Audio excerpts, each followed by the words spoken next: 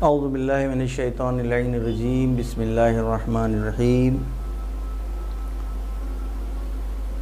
دوستوں، جو بحث ہماری عقائد کی چل رہی تھی اس میں گزشتہ درس میں فلسفہ نبوت پر گفتگو ہوئی تھی۔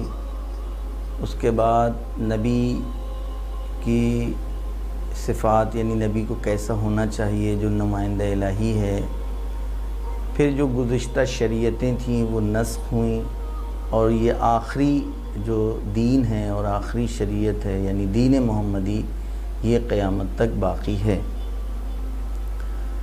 آخر میں یہ سوال پیدا ہوا کہ پھر نبی کے بعد کسی نبی کی ضرورت نہیں ہے۔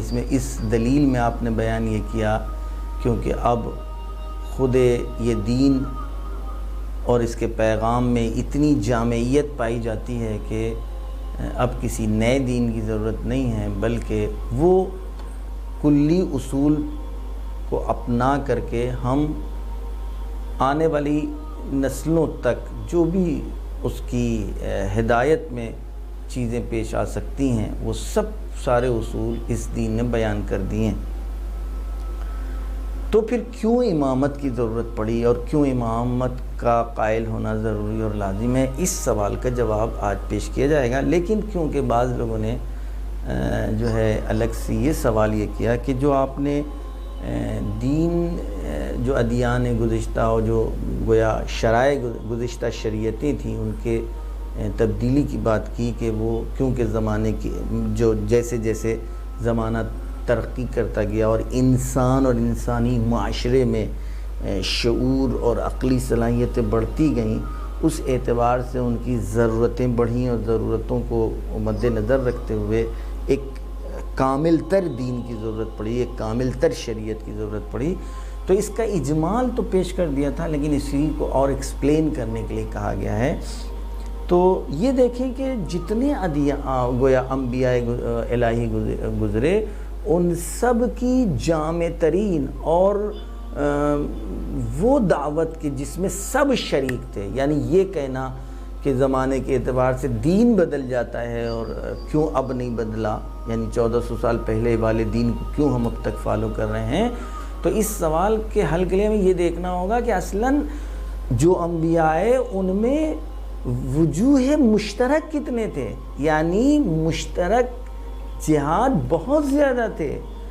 بعض ایسے جزئی اور بعض ایسے فرعی اور شاخیں ایسی ہیں کہ جن میں جو ہے تھوڑا بہت یعنی گویا فرق آیا ہے۔ وہی میں نے عرض کیا تکامل کے اعتبار سے ترقی جیسے جیسے انسانی سماج نے کی، اس اعتبار سے جامع تر قانون کی ضرورت پڑی ہے۔ جیسے آج بھی آپ دیکھ رہے ہیں ایک دیہات کا معاشرہ ہے، وہاں کے جو قانون کی شقیں ہوں گی، جو جزئی شقیں ہیں وہ دیہات کے سماج کے اعتبار سے ہوں گی۔ اگر یہی معاشرہ کوئی شہر کا ہو، شہر کے قانون اس کو مد نظر رکھتے بنائے جائیں گے، لیکن ایک کلی ضوابط اور اصول ہوں گے جو دیہات میں بھی پیادہ ہوں گے، وہ شہر میں بھی ہوں گے، ملک میں بھی ہوں گے، دنیا میں بھی ہوں گے۔ تمام جتنے ادیان گزرے، چاہے گویا حضرت نوح کی شریعت ہو، جناب ابراہیم ہو، جناب موسیٰ ہو، یا حضرت عیسیٰ یا حضرت محمد، یہ تمام ادیان ان سب میں جو دعوتیں تھیں ان میں اشتراک جو دیکھیں، سب کا کام کیا تھا۔ میں پوچھنا چاہتا ہوں جو میں اب بتانے جا رہا ہوں، آپ غور کریے، کیا اس میں کوئی فرق ہوا؟ فرق تھا؟ قیامت تک فرق آ سکتا ہے؟ تمام ادیان نے جو دعوت دی وہ عبادت الہی کی دعوت دی، یعنی ایک انسان اپنے رب کے ساتھ، اپنے خالق کے ساتھ اس کا رابطہ کیسا ہونا چاہیے، یہ تمام انبیاء میں یہ چیز پائی جاتی ہے۔ دوسری چیز کی طرف جو تمام انبیاء نے زور دیا وہ یہ کہ ایک انسان خود اپنے ساتھ جو رابطہ رکھے گا اور اپنے بارے میں جو اس کی سوچ اور فکر ہوگی وہ کیسی ہونا چاہیے۔ تمام انبیاء اور ادیان نے جو ادیان الہی ہیں اور شریعتیں ہیں اللہ کی طرف سے آئیں، سب میں اس رابطے کی طرف توجہ دلائی گئی ہے کہ تم اس دنیا کے لیے نہیں بنا کر کے بھیجے گئے ہو، تمہاری گویا آخری منزل دنیا نہیں ہے، موت تمہارا اینڈ نہیں ہے، بلکہ تمہاری اصل زندگی مرنے کے بعد شروع ہوگی۔ لہذا تمہارے اپنے بارے میں سوچ فکر اور اس کے اعتبار سے تمہاری زندگی کا پلان بننا چاہیے. تم جو کھانا تمہارے سامنے آیا ہے، تمہاری زندگی کی جو مدت تم نے معین کر رکھی ہے وہ 100 سالہ ہے، 70 سالہ ہے، 60 سالہ ہے، کہ اس اعتبار سے تم لقمہ معین کر رہے ہو یا نہیں. تمہیں ابدی تمہاری مد مقابل تمہاری حیات ہے. تب تمہیں دیکھنا ہوگا یہ لقمہ جو تم کھا رہے ہو آیا خالی مادی اعتبار سے یہ قوی ہے، لیکن تمہاری مرنے کے بعد والی زندگی کے لیے یہ دیمک کی طرح بن جائے گا اور یہ زہر ہے وہاں کے لیے. تو تم لقمہ حرام نہیں استعمال کرو گے. اس چیز کی طرف سب نے گویا توجہ دلائی اور مشترک ہیں، تمام انبیاء کی دعوت ہے. تیسری بات، انسان کا دوسرے افراد کے ساتھ جو رابطہ ہونا چاہیے، بحث اخلاق پیش آ جائے گی کہ اس کے اخلاقی روابط کیسے ہوں گے. اخلاقی اعتبار سے یہاں بحث آ گئی تعاون، تعامل، مبادلہ آپس میں تمہارا اصول ضوابط کے تحت ہو، عدل کے اعتبار سے ہو، ایمانداری کے اعتبار سے ہو، یعنی در واقع دوسروں کو فائدہ پہنچانا. یہ تمام وہ روابط ہیں کہ جو سب نے پیش کیا ہے. لِيَقُومَ النَّاسُ بِالْقِسْطِ، یعنی انبیاء آئے تاکہ لوگوں کے درمیان قسط و عدالت لوگ اپنے درمیان جو ہے قائم کر سکیں. یہ کس کی بنا پر؟ ان دعوت آئے گزشتہ جتنے انبیاء گزرے، حتیٰ ہمارے رسول اکرم تک، ہمارے آخری نبی تک، سب اس دعوت میں مشترک تھے. چوتھی بات، انسان کا رابطہ اس کائنات کے ساتھ، اس دنیا میں جہاں وہ زندگی گزار رہا ہے، ان کے ساتھ اس کے جو رابطے ہوں گے وہ کلی ضوابط اور کلی اصول کے تحت ہوں گے. وہ چیزیں جو تم کو نقصان پہنچا سکتی ہیں اس کو تمہیں بچنا ہے. آیا یہ جو ضرورتیں ہیں یہ جناب گویا نوح کے زمانے میں اور جناب ابراہیم کے زمانے میں دونوں میں فرق کرتی ہیں. جناب ابراہیم اور جناب موسیٰ کے درمیان میں کیا فرق کرتا ہے ان دعوتوں میں؟ جناب ابراہیم اور جناب موسیٰ اور حضرت رسول اکرم کے، حتیٰ حضرت رسول اکرم نے جو 1400 سال پہلے بیان کیا، اور آج اگر ہم ان سوالوں کے جواب کے اوپر غور کریں تو کیا کوئی اساسی ان دونوں میں، ان تمام سوالوں میں فرق نہیں؟ آج بھی ہمارا رابطہ خدا کے ساتھ کیسا ہونا چاہیے؟ آج بھی ہمارا رابطہ اپنے بارے میں ہماری فکر کیسی ہونا چاہیے؟ آج بھی ہم دوسروں کے ساتھ ہمیں کیسا ہونا چاہیے؟ آج عالم طبیعت کے ساتھ ہمارا رابطہ کیسا؟ کون سی چیزیں ہمیں فائدہ پہنچا سکتی ہیں، کون سی چیزیں ہمیں نقصان پہنچا سکتی ہیں؟ یہ تمام چیزیں گویا پہلے بھی انبیاء نے بتائیں اور ہمارے آخری نبی نے بتائیں. خبائث، جتنی چیزیں خبائث ہیں وہ ہمارے لیے حرام قرار دی گئی ہیں. جو طیبات ہیں، طاہر ہیں، پاک ہیں، وہ ہمارے لیے حلال قرار دی گئی ہیں. شراب، نشے دار چیزیں کل بھی غلط تھی، آج بھی غلط ہے، کل بھی غلط ہوگی. ٹھیک ہے؟ جو چیزیں حلال ہیں، پاک ہیں، طاہر ہیں، سائنس جیسی جیسی ترقی کرتا ہے وہ در واقع ہمارا معید بنتا ہے دین اسلام کا، اور ادیان الہی کی تائید کرتا ہے کہ نہیں، اس سے اتنے نقصان ہو سکتے ہیں، اتنے نقصان ہو سکتے ہیں، اتنے نقصان ہو سکتے ہیں. لہٰذا آپ نے دیکھا کہ جو بدلاؤ شریعتوں میں پایا جا رہا ہے وہ اساسی اور کلی نہیں، ہاں جزئی اعتبار سے. مثلا انسان کی مادی ضرورتیں، اس کے جسم کی ضرورتیں، اس جسم کی ضرورتوں میں غذا ہے، جسم کی ضرورتیں میں کارخانے، لباس ہے. اب ان لباس کو کیسے بنایا جائے، اس کے جو قوانین و ضوابط ہوں گے زمانے کے اعتبار سے ہوں گے. بدن کی ضرورت ہے غذا، یہ کلی ہے، ہر دور میں تھی، لیکن غذا کو فراہم کرنا 1400 سال پہلے الگ تھا. 1400 سال کے بعد آج کس طریقے سے، آج مشینوں کے ذریعے سے فراہم ہو رہا ہے. تو اس زمانے میں جو تحصیل غذا کے قوانین اور ضوابط ہوں گے وہ الگ ہوں گے، آج کے الگ ہوں گے. آج مثلا گویا دنیا ہتھیلی کے اوپر ہے، آج کے قوانین و ضوابط بالکل 100% فرق کریں گے 1400 سال پہلے. اما جو اصلی ضوابط ہیں، اصلی قوانین ہیں، اصل انسان کے بدن کی اور اس کی روح کی جو ضرورتیں ہیں ان کے حصول میں، روابط میں عدل و انصاف و ایمانداری و تعاون و نصرت، ان تمام چیزوں کو مد نظر رکھنا اور ایک دوسرے کا غلط استعمال کرنا اور دوسروں کو نقصان پہنچانا یہ غلط ہے. لہذا یہ بحث جو ہے. اب ایک دوسری بات یہ آتی ہے کہ دین اسلام کن اصولوں کے اعتبار سے آج تک زندہ ہے. دیکھیں، ہر وہ تحریک، ہر وہ انقلاب کہ جس کا ہدف کلی ہوگا، بڑا ہوگا، جتنا زیادہ وہ انقلاب قوی ہوگا، جتنی زیادہ وہ تحریک و نہضت آگے بڑھے گی، مضبوط و مستحکم ہوگی، اس کا ہدف اور اس کے آگے رہے گا. لیکن اگر کوئی نہضت، کوئی تحریک اپنے جزئی اہداف لیے ہوئے ہو تو یا تو یہ تحریکیں ختم ہو جائیں گی جب ان کو وہ ہدف مل جائے گا، یا خود بخود ان کو ختم کر دیا جائے گا یا ختم ہو جائیں گی۔ آپ اٹھا کر کے دیکھ لیں جو انقلابات دنیا میں آئے، ان انقلابات کا جو ہدف تھا، جب وہ ہدف مل گیا تحریک ختم ہو گئی۔ ہمارے ملک میں انقلاب آیا، گاندھی نے انقلاب شروع کیا، تحریک شروع کی، تحریک آزادی، جب ملک کو آزادی مل گئی آج وہ تحریک باقی ہے، ختم ہو گئی، کیونکہ نہضت جو تھی اس کا جو ہدف تھا وہ محدود تھا، آزادی۔ وہ آزادی کس سے تھی؟ گوروں سے، انگریزوں سے، برٹش حکومت سے، وہ یہاں سے ان کو نکال دیا گیا۔ آج جو ہے وہ تحریک ختم ہو گئی، بلکہ اب تو منزل یہاں تک پہنچ گئی کہ جو لوگ اس تحریک کے گویا سردار تھے، بنیان گزار تھے، ان کی توہین کی جانے لگی اسی سماج میں، اسی معاشرے میں، اور ہم لوگ کھڑے تماشا دیکھ رہے ہیں، اس کو دیکھ رہے ہیں۔ بہرحال دوسری، جتنا ہدف محدود ہوگا، کلی ہوگا۔ ایک تحریک مثلا مزدوروں کی تحریک شروع ہوئی، آپ جانتے ہیں کہ مارکس نے تحریک شروع کی کہ گویا مزدوروں کا حق ضائع ہو رہا ہے، لہذا ان کی ضرورتوں کے اعتبار سے دیا جائے۔ آپ یہ دیکھیں کہ وہ خود بخود تحریک ختم ہو گئی، کیوں؟ اس لیے کہ محدود ہدف تھا۔ لیکن اگر ہدف عالی ہو، ہدف بڑا ہو، تحریک جتنی قوی ہوگی ویسے ہدف آگے بڑھتا جائے گا، قیامت تک وہ ہدف باقی رہے گا۔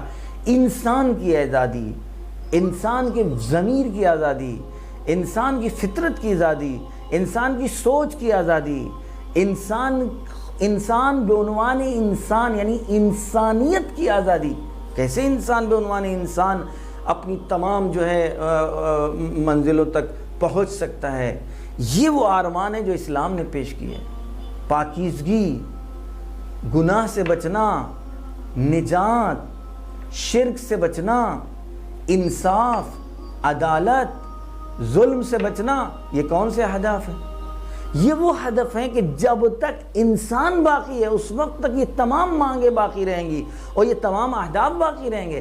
جیسے جیسے معاشرہ آگے بڑھتا جائے گا، قوی ہوتا جائے گا، اتنا ہی زیادہ اس ہدف میں نکھار آتا جائے گا لوگ۔ لہذا اسلام ایک ایسا دین ہے کہ اس نے جتنے ایسے گویا ایسی جو اس کے اہداف تھے، وہ اہداف انسانیت کے اہداف تھے، وہ انسان بعنوان انسان اس نے ہدف معین کیے تھے۔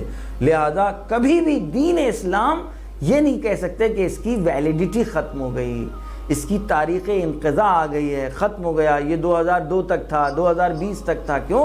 کیونکہ جب تک انسان باقی ہے اس کا رابطہ خدا کے ساتھ، اس کا رابطہ اپنے ساتھ، اس کا رابطہ دوسروں کے ساتھ، اس کا رابطہ کائنات کے ساتھ باقی رہے گا۔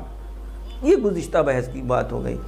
اب جو آج کی بحث ہے وہ یہ بحث ہے کہ جب آپ نے مان لیا کہ آپ آخری نبی آ گئے، آخری پیغام پیش کر دیا، اب نہ کوئی پیغمبر آئے گا اس لیے کہ کوئی نئے دین کی ضرورت نہیں ہے، اور اب اس نبوت کی بھی ضرورت نہیں ہے کہ جو ترویج و تبلیغ کرے گا، تو پھر آپ امامت کے کیوں قائل ہیں؟ اب یہاں سے سوال یہاں سے پیدا ہوگا کہ امامت اس لیے ضروری ہے کہ پہلے یہ دیکھیں کہ امامت کا کام کیا ہے۔ اولاً امام نبی کے لیے، اور امام کا جو فرق بیان کیا ہے، کہتے ہیں نبی جو ہے فرشتہ وحی کو دیکھتا ہے اور آواز بھی سنتا ہے، اما امام فرشتہ وحی کی آواز سن سکتا ہے اما دیکھتا نہیں ہے۔ لیکن یہ فرق ہمارے لیے جو ہم یہاں پر جو چاہتے ہیں جس جواب کو ڈھونڈنا، وہ یہ فرق اس میں دخالت نہیں رکھتا۔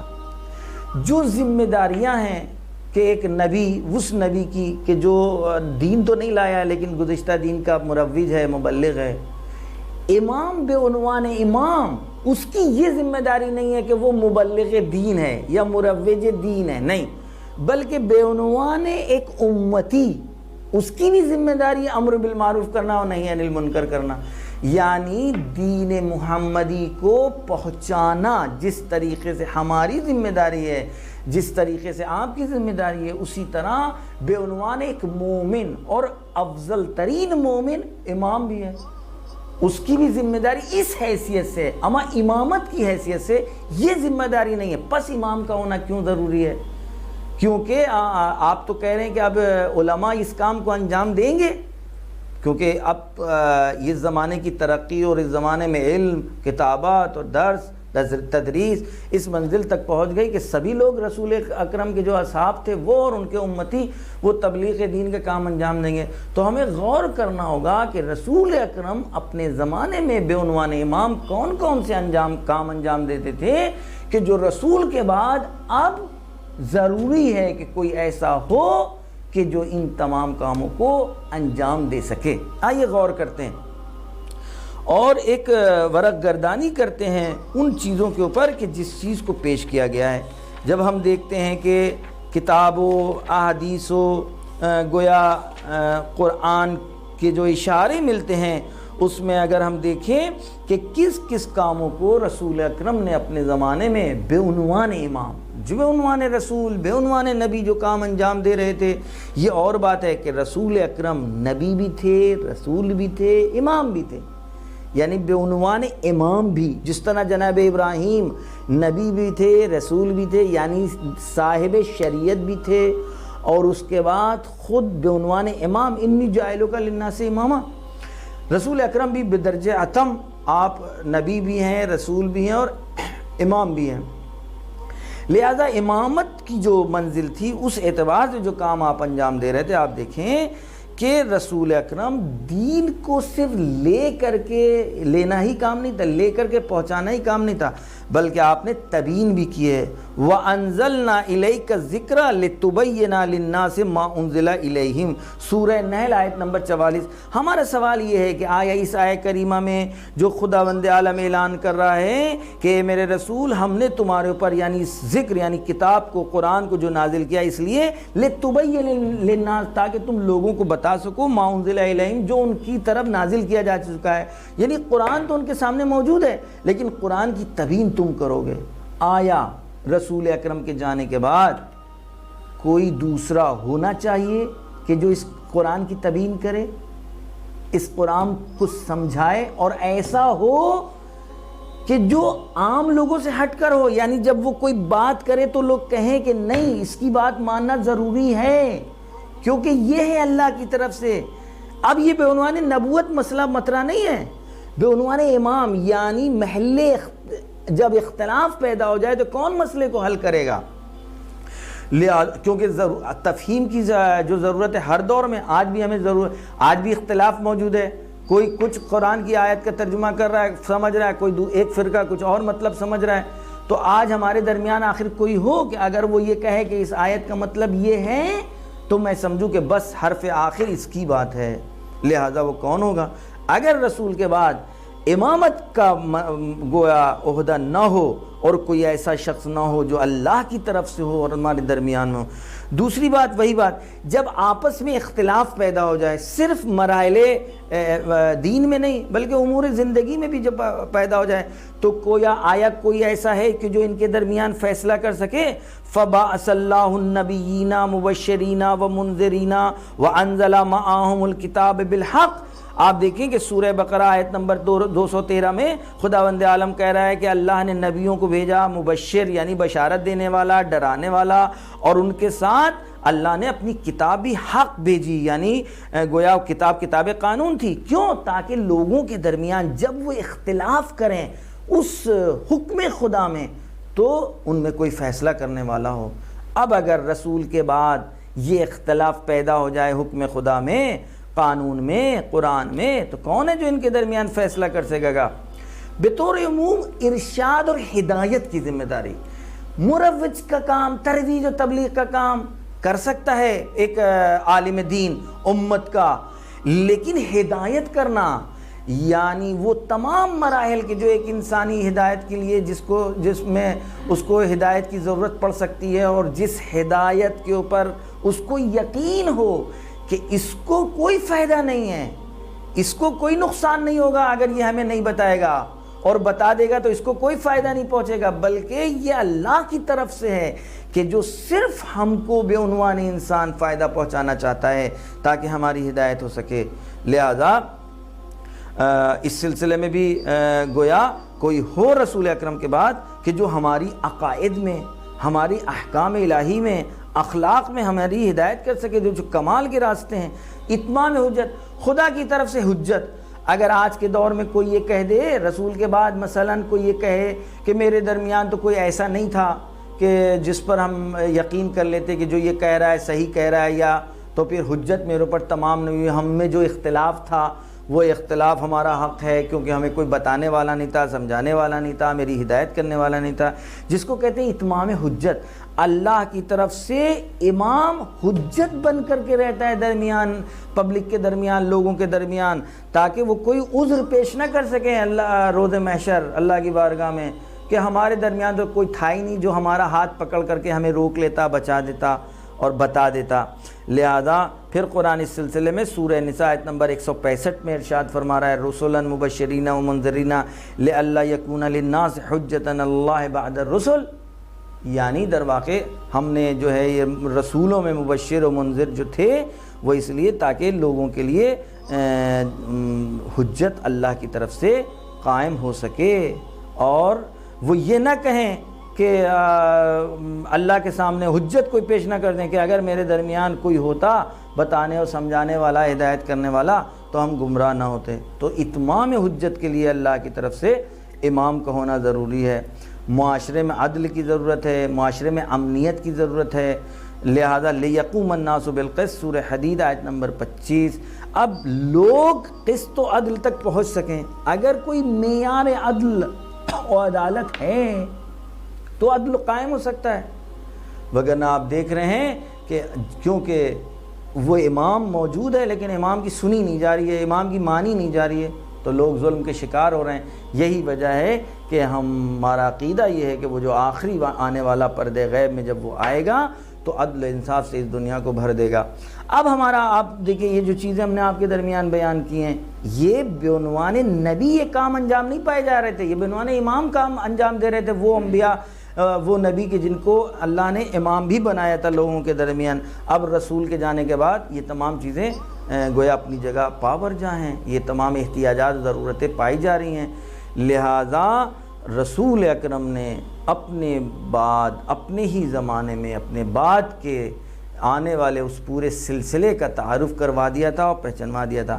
اچھا یہ کیوں ضروری ہے؟ وہی اسی قاعدے کی بنا پر کہ جو قاعدہ لطف تھا، وہی لطف کا قاعدہ یہاں بھی ہوگا کہ اللہ اپنے اوپر فرض قرار دے رہا ہے لطف کے اعتبار سے، رحمت کے اعتبار سے، کہ میں تم کو درمیان میں اس معاشرے میں کہ جس میں شیطان نے قسم کھائی ہے تم کو نقصان پہنچانے کی، ہم اس کے درمیان تم کو اکیلا نہیں چھوڑ دیں گے، بلکہ ہماری جانب سے ایک ہمارا نمائندہ ہوگا جو ہمارے جانشین ہوگا، ہماری طرف سے ہوگا، اور رسول کا باقاعدہ جانشین ہوگا، میرا خلیفہ ہوگا زمین پر، اور وہ امام ہوگا، تاکہ تمہاری گویا ہدایت کے لیے اور تم کو اختلافات سے بچا سکے، تم کو ہدایت کے تمام مراحل تک پہنچا سکے اور تمہاری ہدایت کر سکے، جس کا کام صرف بتانا ہی نہیں ہوگا بلکہ ہاتھ پکڑ کے منزل تک پہنچانا بھی ہوگا۔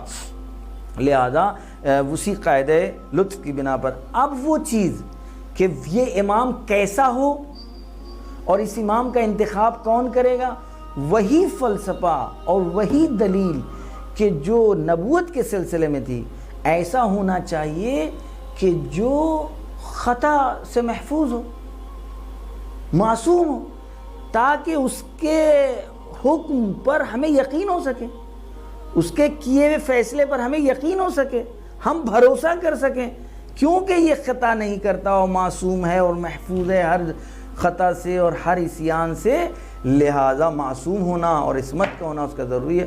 اب اگر معصوم ہونا شرط ہے تو چنے گا کون، انتخاب کون کرے گا؟ وہ کہ جو عصمت کو جانتا ہو، عصمت کو پہچانتا ہو، کیونکہ عصمت کسی ظاہری کسی شکل و شمائل کا نام نہیں ہے، بلکہ ایک ملکہ ہے، ایک ایسا ملکہ نفسانی ہے کہ جو آنکھوں سے دیکھنے میں نظر نہیں آتا، بلکہ وہ ملکہ تمرین اور مشق کی بنا کے انسان میں وہ کیفیت حاصل ہو جاتی ہے، وہ کیفیت پیدا ہو جاتی ہے کہ جس کیفیت کے بعد برائیاں اس کو بری نظر آنے لگتی ہیں، برائیوں کا اصلی چہرہ وہ دیکھتا ہے۔ جس صورت سے معاذ اللہ، میں معذرت کے ساتھ آپ کو مثال دے کر کے بتلا رہا ہوں، کسی عالم دین نے جب اس سے پوچھا کہ کیوں معصوم گناہ نہیں کر سکتا، تو انہوں نے پلٹ کر کے کہا کہ کیا تم غلاظت کھا سکتے ہو؟ اس نے کہا ارے آپ کیسی یہ باتیں کر رہے ہیں، ہمارے سامنے غلاظت موجود ہو، ہم کیسے کھا لیں گے؟ کہا کیونکہ غلاظت کو تم دیکھ رہے ہو، غلاظت کی بو تمہاری ناک تک پہنچ رہی ہے، اس میں بجاتے ہوئے کیڑے تم دیکھ رہے ہو، اسی لیے تم اپنے آپ کو بچاؤ گے نا، تم کو کسی نے مجبور تو نہیں کیا ہے، تم کو کسی نے روکا تو نہیں ہے؟ کہا نہیں۔ کہا بس معصوم میں ایک ایسا ملکہ اور ایک ایسی حالت اور کیفیت پیدا ہو جاتی ہے کہ جو اللہ کا عصیان ہے، جو اللہ کی ناراضگی کے اسباب ہیں، ان اسباب میں وہ اسی صورت سے برائیوں کو دیکھتا ہے کہ جس صورت سے ہم و تم غلاظت کو دیکھتے ہیں، اس میں جس طرح ہم و تم بجاتے ہوئے کیڑے کو دیکھتے ہیں، جس طرح اس کی بو ہماری ناک تک پہنچتی ہے، ویسے معصوم کہ مشام طہارت تک برائیوں کی بو پہنچتی ہے اور اس کے اصلی چہرے کو دیکھتے ہیں، لہذا وہ اپنے آپ کو محفوظ رکھے میں۔ لہذا امام کا بھی ویسے ہی نبی کی طرح معصوم ہونا بھی شرط ہے، اس کا بھی ویسے ہی جیسے نبی کو اللہ انتخاب کرتا ہے ویسے ہی امام کا بھی انتخاب اللہ ہی کرے گا، اور یا اللہ کا رسول کرے گا۔ رسول اپنی طرف سے کوئی کام نہیں کرتے، وَمَا يَنْطِقُ عَنِ الْهَوَىٰ إِنْ هُوَ إِلَّا وَحْيٌ يُوحَىٰ۔ لہذا رسول نے اللہ کے فیصلے کے مطابق میدان غدیر میں علی ابن ابی طالب کا انتخاب کیا اور ان کو پیش کیا کہ من کنت مولا ہو فعلی مولا، من کنت مولا فعلی مولا، میں جس کا مولا ہوں اس کے یہ علی مولا ہیں۔ اس کے بعد آپ یہ دیکھیں کہ رسول اکرم نے اپنے ہی زمانے میں وہ عدل و گویا وہ عصمت کے پیرائے و معیار بیان کر دیے حدیث ثقلین میں، انی تارکن فیکم الثقلین، میں تمہارے درمیان دو گراقد چھوڑے جا رہے ہیں اور یہ دونوں آپس میں ملے رہیں گے۔ اب قرآن سے تو کوئی گناہ کا امکان نہیں ہے نا، عصیان کا امکان نہیں ہے، ہر چیز دنیا کے ہر مسلمان کو اپنے عمل کو پرکھنا ہوگا، تو قرآن ان کے لیے معیار و میزان ہے۔ قرآن کے ساتھ ساتھ اہل بیت کو بتایا گیا، اہل بیت بالکل قرآن کے ہم پلہ برابر ہیں، لہذا تم کو اگر دیکھنا ہے تو تم کو اہل بیت کی سیرت اور قرآنی آیات کے مطابق اور اس آئینے میں دیکھنا ہوگا۔ جس طرح قرآن معیار ہے ہر چیز کا، حق و باطل کا، اسی صورت سے اہل بیت کی سیرت بھی۔ اہل بیت میں کون ہے؟ علی و فاطمہ اور ان کی وہ 11 اولادیں آنے والی بدرجہ اتم۔ لہذا رسول اکرم نے علی ابن ابی طالب علیہ السلام کے لیے مختلف جگہوں کے اوپر روشن اور واضح واقعات اور قرائن کے ذریعے سے اور حدیث کے ذریعے سے اپنے بعد میں امت کا امام معین کر دیا۔ علی قرآن کے ساتھ ہے، قرآن علی کے ساتھ ہے، قرآن حق کے ساتھ ہے، حق علی حق کے ساتھ ہے، حق علی کے ساتھ ہے۔ یہ تمام وہ حدیثیں ہیں کہ جو تمام مختلف اسلام کے تمام مختلف جو فرقے سب نے ان حدیث کو پیش کیا ہے۔ اب علی ابن ابی طالب علیہ السلام کی گویا امامت کے اوپر جو روایتیں اور حدیث ہیں وہ بھی ہم آپ کے سامنے پیش کریں گے، گویا بہت مختصر، اور پھر پورے سلسلہ امامت علی ابن ابی طالب اور ان کے 11 امام، ان اماموں کی امامت کے کون سے دلائل ہیں وہ بھی آپ کے سامنے پیش کیے جائیں گے۔ اور اس کے بعد آج جو پردہ غیب میں اسی گویا نسل امامت یا سلسلہ امامت کی جو آخری کڑی ہے وہ پردہ غیب میں ہے، تو اس میں پردہ غیب میں ہونے کی وجہ کیا ہے اور اس پردہ غیب میں ہوتے ہوئے ہم ان سے فائدے کیسے حاصل کر سکتے ہیں، ان چیزوں کے اوپر انشاءاللہ آنے والے درس میں گفتگو کی جائے گی۔ وآخر دعوانا الحمدللہ رب العالمین۔ بس آج کے درس کے جو سوال ہیں وہ اس صورت سے ہیں کہ اسلام کی جو تعلیمات ہے وہ کیوں قیامت تک کے لیے ہی کافی اور زندہ اور جاوید ہے اور اس کے بعد کسی نئے دین کی ضرورت نہیں ہے۔ اور دوسرا سوال یہ ہے کہ ختم نبوت کے تو آپ قائل ہو گئے، لیکن ختم نبوت کے بعد کیوں آپ جب نبی کے قائل نہیں ہیں تو پھر امامت کے کیوں قائل ہیں؟ امامت کے قائل ہونے پر کیا دلیل ہے اور کیوں؟ اور وہ امام کے جس کو آپ انتخاب یعنی جو امام ہونا چاہیے وہ کیسا ہونا چاہیے اور اس کو کون چنے گا؟ انشاءاللہ ان سوالوں کی طرف اگر آپ غور کریے گا تو آپ کو آج کے اس درس میں اس کے سارے جوابات انشاءاللہ مل جائیں گے۔ اللہم صلی علی محمد وعلی محمد، اللہم کل ولیک الحجۃ ابن الحسن صلواتک علیہ وعلی آبائہ فی هذه الساعة وفی کل ساعة ولیا وحافظا وقائدا وناصرا ودلیلا وعینا حتی تسکنہ ارضک طوعا وتمتعہ فیہا طویلا۔